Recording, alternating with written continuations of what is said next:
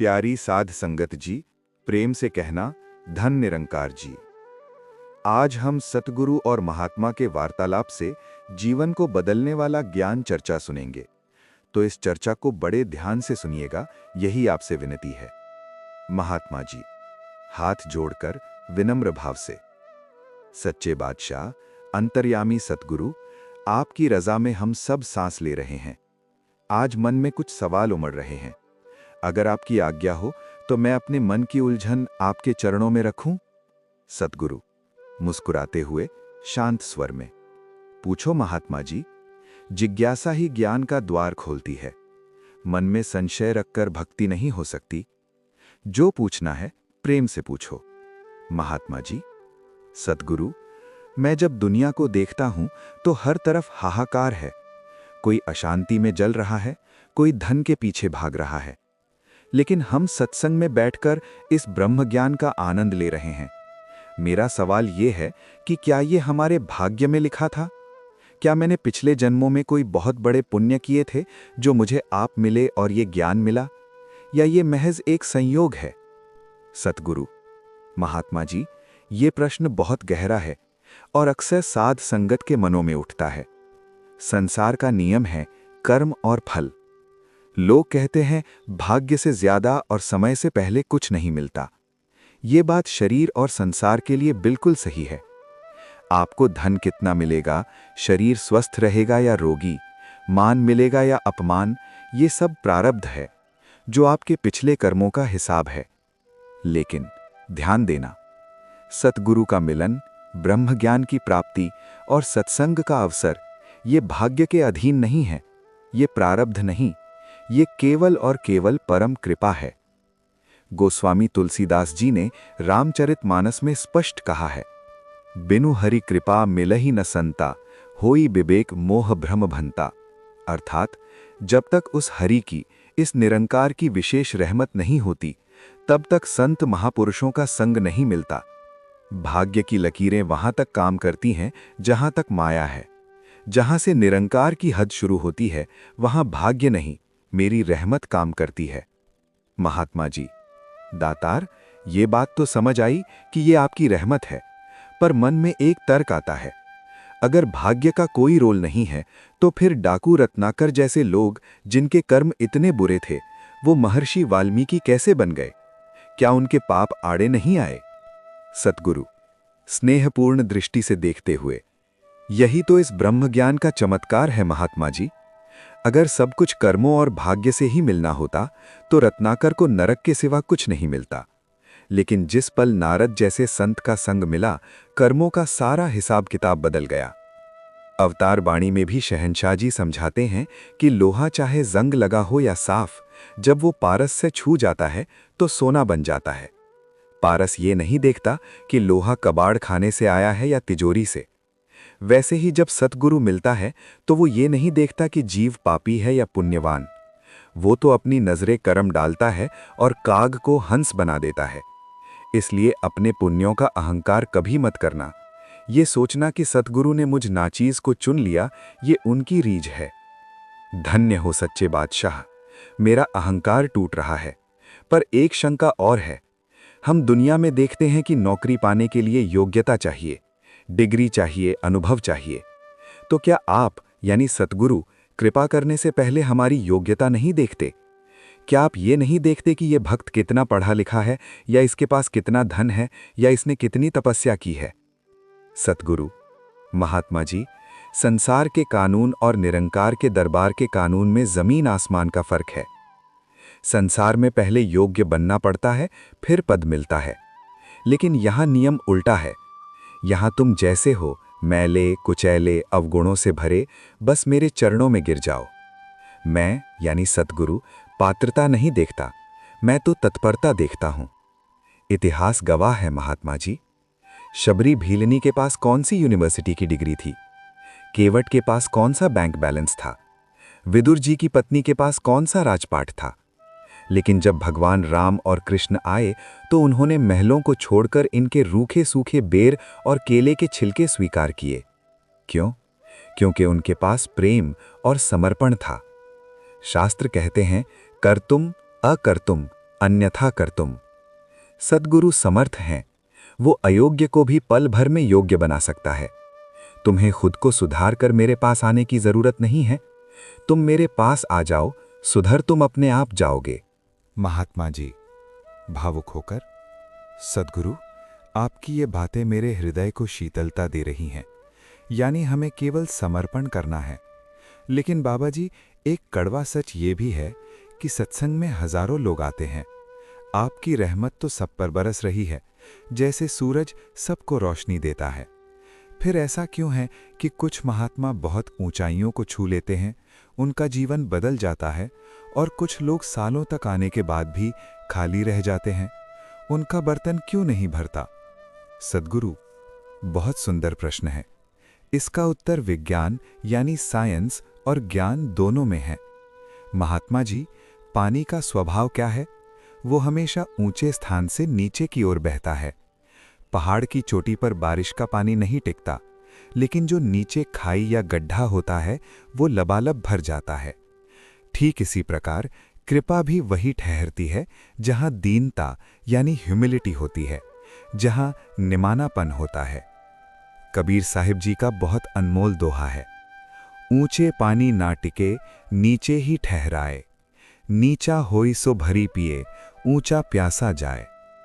जो इंसान अहंकार में अपनी गर्दन अकड़ाकर खड़ा है, जो सोचता है कि मैं तो बहुत पुराना सत्संगी हूं, मैं बहुत ज्ञानी हूं, या मैं सबसे ज्यादा सेवा करता हूं, महात्मा जी, उसका बर्तन उल्टा रखा है। अब मूसलाधार बारिश भी हो जाए तो उल्टा घड़ा कभी नहीं भरता। वो बाहर से तो भीग जाएगा, पर अंदर से सूखा रह जाएगा।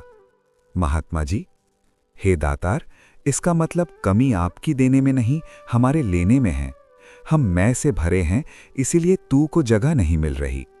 सद्गुरु, बिल्कुल सत्य। जब तक मैं है तब तक हरि नहीं, और जहां हरि प्रकट होता है वहां मैं टिक ही नहीं सकती। सद्गुरु को रिझाने का, इस निरंकार को अपना बनाने का केवल एक ही मंत्र है, तू ही तू ही। जिस दिन भक्त ये मान लेता है कि मैं कुछ नहीं हूं, जो कुछ है तेरी दात है, उसी क्षण उसका खाली बर्तन भर जाता है। संत मलूकदास जी ने कहा है, अजगर करे न चाकरी, पंछी करे न काम, दास मलूका कह गए सबके दाता राम। इसका अर्थ ये नहीं कि कर्म नहीं करना, इसका अर्थ है कर्म करते हुए कर्ता भाव यानी डूअरशिप का त्याग करना, ये मानना कि करने वाला और कराने वाला ये निरंकार है। तो महात्मा जी, अगर जीवन बदलना है तो अपनी अक्ल और चतुराई का त्याग करके भोले भाव से इस ज्ञान की गंगा में डुबकी लगाओ। जो चतुर बनकर किनारे पर बैठा रह जाएगा वो केवल लहरें गिनता रह जाएगा, मोती उसे नहीं मिलेंगे जो गहरा गोता लगाएगा। महात्मा जी, गहरी सांस लेते हुए, सद्गुरु, आज आपने भाग्य का भ्रम तोड़ दिया और अहंकार की बीमारी का इलाज बता दिया। यानी मुझे अपनी अक्ल नहीं दौड़ानी, बस आपके हुक्म में, आपकी रजा में नीचा होकर रहना है। हाँ महात्मा जी, यही भक्ति का पहला कदम है, लेकिन अभी यात्रा बाकी है। अभी तो हमने नींव की बात की है। महात्मा जी, नतमस्तक होकर, सच्चे बादशाह, अब एक व्यावहारिक प्रश्न है। हम गृहस्थी लोग हैं, हमें कैसे पता चले कि सद्गुरु हम पर प्रसन्न है? क्या धन दौलत का बढ़ना आपकी प्रसन्नता है, या समाज में नाम होना आपकी कृपा है? क्योंकि दुनिया तो इसी को सफलता मानती है। सद्गुरु, गंभीरता और करुणा के साथ, महात्मा जी, संसार की दृष्टि और संत की दृष्टि में भेद है। धन, पद और प्रतिष्ठा तो रावण और दुर्योधन के पास भी बहुत थी, पर क्या उन पर प्रभु की कृपा थी? नहीं। सच्ची प्रसन्नता का पैमाना बाहरी नहीं, भीतरी है। संत कबीर दास जी ने बहुत सुंदर कहा है, कबीरा मन निर्मल भया जैसे गंगा नीर, पाछे पाछे हरि फिरे कहत कबीर कबीर। मेरी प्रसन्नता का प्रमाण ये है, जब तुम्हारा मन पाप कर्मों से पीछे हटने लगे, जब किसी का दिल दुखाने से पहले तुम्हारी रूह कांपने लगे, और जब परहित में यानी दूसरों की भलाई में तुम्हें स्वार्थ से ज्यादा आनंद आने लगे। गोस्वामी तुलसीदास जी ने रामचरितमानस में स्पष्ट लक्षण बताए हैं, परहित सरिस्न धर्म नहीं भाई, पर पीड़ा सम नहीं अधमाई। जब तुम दूसरों के आंसू पोंछने लगो और तुम्हें लगे कि ये सेवा मैंने नहीं, सद्गुरु ने मुझसे करवा ली है, तब समझना कि मैं तुम पर रीझ गया हूं। सेवा, दातार, सेवा शब्द तो हम रोज सुनते हैं। अक्सर हम सोचते हैं कि लंगर में रोटियां पकड़ा देना या भवन की सफाई करना ही सेवा है। पर कई बार सेवा करते हुए भी मन में शांति नहीं मिलती। ऐसा क्यों? क्योंकि महात्मा जी, तुमने सेवा का शरीर तो पकड़ा, पर सेवा की आत्मा को नहीं समझा। हाथ पैर हिलाना परिश्रम है, सेवा नहीं। सेवा तब बनती है जब उसमें हुक्म यानी ओबीडियंस शामिल हो जाए। शास्त्रों का अटल सिद्धांत है, आज्ञा सम न सुसाहिब सेवा, अर्थात स्वामी की आज्ञा का पालन करने के समान कोई दूसरी सेवा नहीं है। अगर गुरु कहे बैठ जाओ और तुम कहो नहीं, मैं खड़ा होकर पहरा दूंगा, तो वो सेवा नहीं, मनमत है। गुरु ग्रंथ साहिब में भी फरमान है, हुक्मी मन्ने सो जनु परवाणु, गुर के सबद दरगह नीसाणु। जो हुक्म मानता है वही सेवक परवान होता है। तो महात्मा जी, अपनी अक्ल के घोड़े दौड़ाना बंद करो। जो इशारा मिले उसे शिरोधार्य करो। बिना नुक्स निकाले, बिना क्यों और कैसे पूछे समर्पण कर देना ही सर्वोच्च सेवा है। महात्मा जी, सद्गुरु, आपके वचन हृदय में उतर रहे हैं, पर एक पीड़ा है जो हर भगत को सताती है। हम देखते हैं कि जो लोग बेईमानी करते हैं वो महलों में रह रहे हैं, और आपका भक्त जो रोज सिमरन करता है वो कई बार व्यापार में घाटा खाता है, बीमार पड़ता है, अपमान सहता है। तब मन डगमगा जाता है। मन पूछता है, अगर मैं भक्ति कर रहा हूं तो ये दुख क्यों? सद्गुरु शांत भाव से जैसे एक पिता बच्चे को समझाता है, महात्मा जी, ये प्रश्न अज्ञानता से उपजता है। तुमने अभी तक सुख और दुख को शरीर के तल पर देखा है। ज्ञान की दृष्टि कुछ और कहती है। श्रीमद् भगवद गीता के दूसरे अध्याय में भगवान श्री कृष्ण ने अर्जुन को यही उपदेश दिया था, सुख दुखे समे कृत्वा लाभा लाभौ जया जयो, अर्थात सुख और दुख, लाभ और हानि, जय और पराजय को समान समझकर कर्म करो। ये संसार एक नाटक है और ये निरंकार निर्देशक है। क्या नाटक में भिखारी का रोल करने वाला अभिनेता दुखी होता है? नहीं, क्योंकि वो जानता है कि ये रोल है, हकीकत नहीं। ज्ञानी पुरुष के जीवन में भी दुख आता है, पर वो दुखी नहीं होता। उसके जीवन में सुख आता है, पर वो अहंकारी नहीं होता।